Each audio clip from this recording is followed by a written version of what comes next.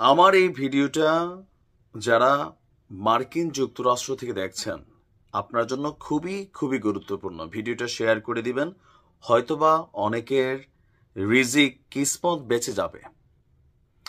সারা পৃথিবীকে মানবাধিকারের সংজ্ঞা শেখায় মার্কিন যুক্তরাষ্ট্র, কিন্তু তারা কতটুকু মানবাধিকার ধারণ করে লালন করে?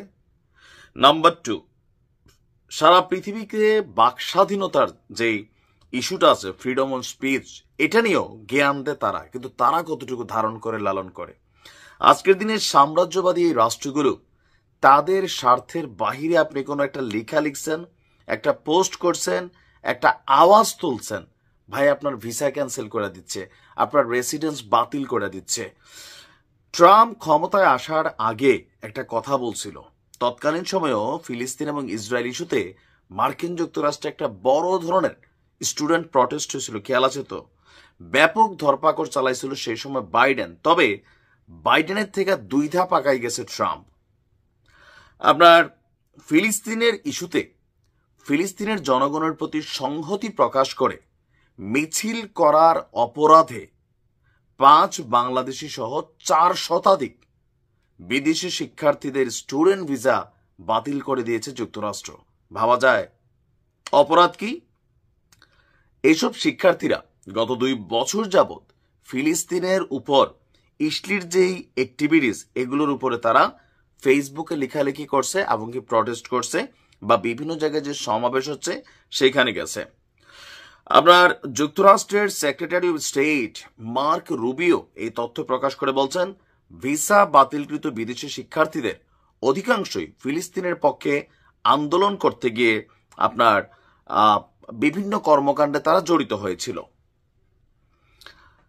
প্রশাসন বিশ্ববিদ্যালয় এবং কলেজগুলোর সাথে সমন্বয় করে তাদের চিহ্নিত করে এই সিদ্ধান্ত নিয়েছে। ট্রাম্প প্রশাসন বিদেশি ছাত্রছাত্রীদের বিরুদ্ধে ব্যবস্থা নিয়েই ক্ষান্ত হয়নি, এমনকি যুক্তরাষ্ট্রের নাগরিক হবার পরেও যারা প্রবাসী বা বিভিন্ন অভিবাসীকে নাগরিকত্ব নিছে তাদেরও ফিলিস্তিনের পক্ষে কথা বলায় বিভিন্ন অপরাধে চাকরি পাবার ক্ষেত্রে বিধিনিষেধ আরোপ করেছে। গেল 7 দিনে 4 শতাধিক বিদেশি শিক্ষার্থীর ভিসা বাতিল হওয়ার মধ্যে 5 জন রয়েছেন বাংলাদেশি। এর মধ্যে 2 জনের বাড়ি সিলেট, 2 জন ঢাকা, 1 জন বগুড়ার। আর শিক্ষার্থীদের মধ্যে স্বাভাবিকভাবে একটা ভীতি তৈরি হয়েছে, অনেকে তাদের ফেসবুক পোস্টগুলো ডিলিট করে দিচ্ছেন। এখন আপনি কোথায় কথা বলবেন? মানে আমেরিকা ইসরায়েলের সাপোর্ট করতেছে, আপনি আমেরিকার বিরুদ্ধে কথা বলতেছেন না, যে রাষ্ট্রটাতে থাকছেন এর বিরুদ্ধে না, আপনি ইসরায়েলের বিরুদ্ধে কথা বলতেছেন। এখন ইসরায়েল আমেরিকার কলিজা।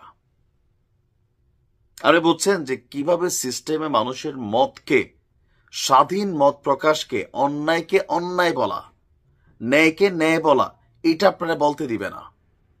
এখন আমরা যেটা হেডিং এ দিছি, ডক্টর ইউনূস কিছু করেন,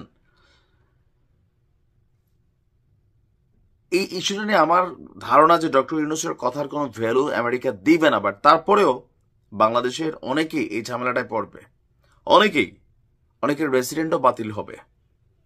যেহেতু 5 জন স্টুডেন্টরা শুরু করছে, আমার মনে হয় সরকারের উচিত এই বিষয়গুলো নিয়ে আমেরিকার সাথে কূটনৈতিকভাবে একটু নেগোসিয়েশন করা।